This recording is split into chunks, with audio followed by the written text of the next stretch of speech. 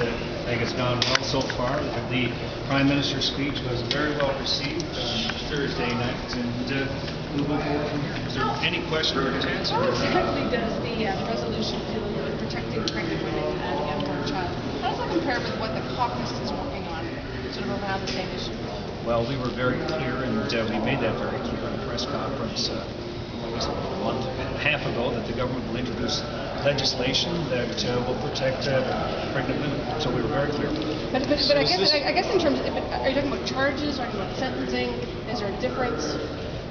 We indicated at the end of August that we were prepared to make changes to the criminal code that would make this an aggravating offense if there was an attack on a pregnant woman, the fact that she was pregnant. But as you know, in Ken Epps' original bill, his defense was that the bill didn't open up the door to the whole abortion debate because he had a sentence in the bill which supposedly also said that a woman was free to consensually end a pregnancy. That was her right.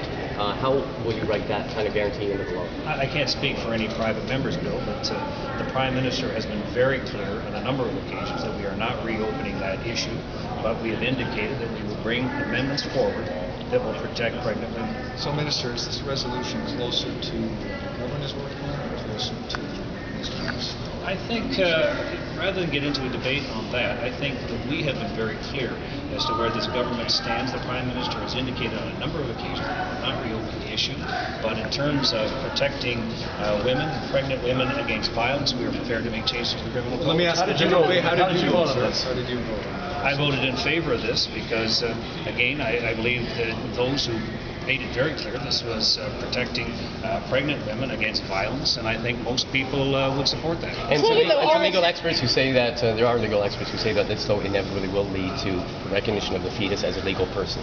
You know, we have been very clear as to what the government's intention is, very clear as to what the government's position is, and we have said, as we did during the election and prior to the election, that we will introduce legislation that will protect pregnant women. On the Human Rights Commission resolution, does your government intend to follow suit?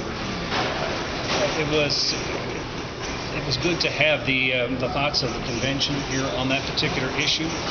This issue is already being reviewed. Looking forward to a report that is expected to come out within the month from the Human Rights Commission itself.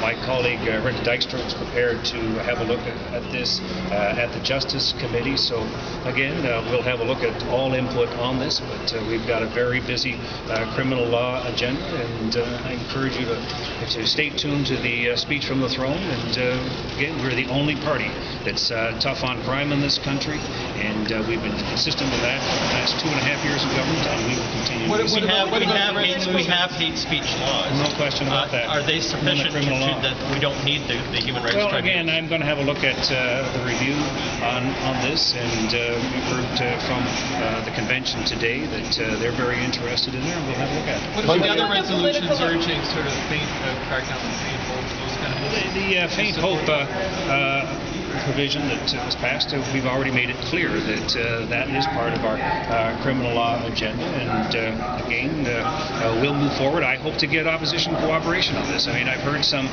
rumblings in the press that they already are reverting to their past performances in this area. I urge them to keep an open mind on all criminal law legislation and have a look at it, and I think they will agree with us that what we will be proposing will be reasonable, and it'll be consistent, I think, with what their constituents told us. The resolution on dangerous offenders is a very, very large one, the one that passed here at the convention. It includes crime organizations, it includes what's called serious drug trafficking offenses. How would your revived dangerous offender legislation differ from the resolution here? You'll have to wait and see what our legislation looks like. I'd say to people, stay tuned for the speech from the throne. But again, we've been consistent about cracking down on violent crime in this country, and those who are looking for a party and a government that was consistent in that area should look no further than the government they elected this past month. How did you vote on the hate messages? How did you vote on the hate messages motion? I voted to move it forward, and again, I'm looking forward to the reviews on this, and let's have a look at it. Thank you very much.